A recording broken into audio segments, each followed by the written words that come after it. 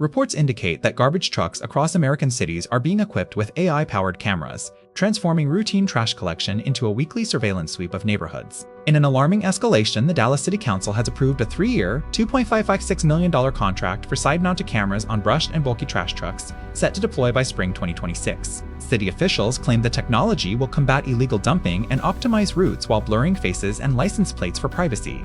But critics warn of normalized government monitoring from public spaces. Meanwhile, Tacoma has launched a pilot on recycling trucks using AI to detect contamination, with similar systems already operating in cities like San Jose and Stockton. Public backlash hit hard in Huntsville, where residents decried the plan as a peeping Tom on a garbage truck, prompting a vote halt amid privacy fears. What this means is a chilling expansion of smart city surveillance, raising alarms over data collection and mission creep. Watch for more cities to adopt these roving eyes in the coming months. vp.net, the only VPN that you don't have to trust, because it can't spy on you.